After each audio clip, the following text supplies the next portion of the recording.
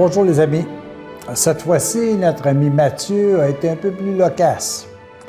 Je vais vous lire un texte qui est un peu plus long, mais il est tellement merveilleux ce texte. Et dans sa simplicité, il nous montre dans quel contexte nous devons véritablement vivre et comment nous pouvons avec facilité, justement, atteindre notre objectif, notre mission d'être amour. Écoutez bien. Quand le Fils de l'homme viendra dans sa gloire, accompagné de tous les anges, alors il siégera sur son trône de gloire. C'est comme si je vous disais, quand l'amour viendra régner en maître, elle s'assiera sur le trône de gloire. Devant lui seront rassemblées toutes les nations, et il séparera les hommes les uns des autres, comme le berger sépare les brebis des chèvres. C'est extraordinaire, hein? Devant lui, il rassemblera toutes les nations, parce que pour lui, il n'y en a pas de nations. Il n'y a pas de pays, il n'y a pas de frontières, il n'y a pas de race, il n'y a pas de couleur, il n'y a pas de langage. Il y a tout simplement des êtres qui sont habités par l'amour. Et c'est ce qu'il voit dans chacun de nous. Maintenant, il dit, qu'est-ce que vous avez fait avec ce qui vous habite, avec l'amour qui vous habite? Il placera les brebis à sa droite et les chèvres à sa gauche. Alors le roi dira à ceux qui sont à sa droite, « Venez, les bénis de mon Père, recevez en partage le royaume qui vous a été préparé pour vous depuis la fondation du monde. Car j'ai eu faim et vous m'avez donné à manger. J'ai eu soif et vous m'avez donné à boire. J'étais un étranger et vous m'avez accueilli. Nu, vous m'avez vêtu. Malade, vous m'avez visité.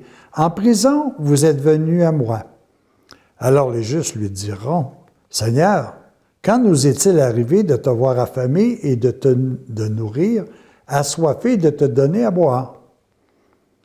Quand nous est-il arrivé de te voir étranger et de recueillir, nu et de te vêtir? Quand nous est-il arrivé de te voir malade ou en prison et de venir à toi? » Et le roi leur répondira, « En vérité, je vous le déclare, chaque fois que vous l'avez fait à l'un de ces plus petits, qui sont mes frères, mes sœurs, c'est à moi que vous l'avez fait. » Alors il dira à ceux qui sont à sa gauche, « Allez-vous-en, loin de moi, au feu éternel qui a été préparé pour le diable et pour les anges. Car j'ai eu faim et vous ne m'avez pas donné à manger. J'ai eu soif et vous ne m'avez pas donné à boire. J'étais un étranger et vous ne m'avez pas accueilli. Nu et vous ne m'avez pas vêtu. Malade et en prison et vous ne m'avez pas visité. » Ouais, ça c'est quelque chose, les amis, hein?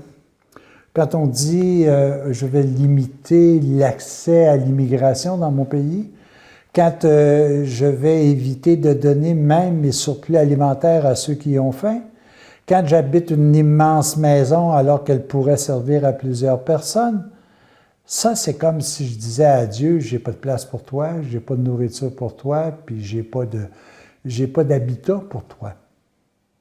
Et à ce moment-là, il nous dit, OK, retourne faire tes expériences de vie jusqu'à temps que tu aies compris que ce que tu as, qui t'a été prêté, c'est pour le partager.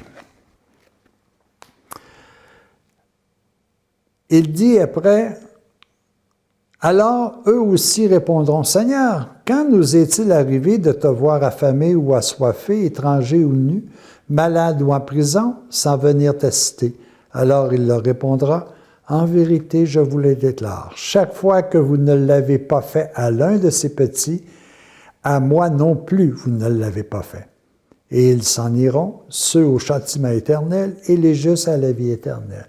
Ils s'en iront continuer leur expérience de vie jusqu'à ce qu'ils auraient compris. Et pour les autres, bienvenue dans le royaume de Dieu. Alors les amis, vous voyez comme c'est simple, hein? On essaie toujours, nous autres, de trouver quelque chose qui est complexe, qui est difficile à réaliser. Il faut que ça soit complexe, il faut que ça soit génial, si vous voulez, pour qu'on puisse comprendre. Alors qu'en réalité, il dit, à chaque fois que vous avez souri à quelqu'un qui est près de vous, c'est à moi que vous avez souri. À chaque fois que vous avez donné un conseil à quelqu'un, c'est à moi que vous avez aidé. À chaque fois que vous m'avez visité, que je sois à l'hôpital, que je sois dans une résidence de personnes âgées, c'est à moi que vous l'avez fait. Et tous ces éléments-là seront inscrits à l'intérieur de votre livre de vie. Et c'est ce livre de vie-là qui devient votre justice. Je n'ai même pas dit votre jugement, là, j'ai dit votre justice. Mais évidemment, si on ne l'a pas fait, pourquoi? Parce que ça nous dérange, parce que j'ai d'autres choses à faire. Puis dans le fond, c'est quoi mon profit là, de pouvoir donner un peu d'argent à la personne qui m'en dit sur le trottoir? C'est quoi? Ça va me donner quoi, moi? C'est pas important pour toi, mais je vais te dire, ce que ça va te donner, ça va faire en sorte que ton livre va rester comme ça. Et là, tu vas t'apercevoir que toi-même, tu as le goût de connaître davantage. Et tu vas vouloir revenir faire tes leçons. Ce n'est pas une question de réincarnation, de quoi que ce soit, c'est que tu vas t'apercevoir qu'il te manque quelque chose pour être encore dans un plus grand bonheur. Quand tu vas terminer ta vie, tu vas dire « Ah, il me semble que j'aurais pu faire mieux. » Alors que l'autre côté va dire « Ah, j'ai tellement eu une belle vie. » Pourquoi? Parce que j'ai pu partager ce que j'avais. Puis, faut pas mettre l'image d'un Jésus, il ne faut pas mettre l'image de...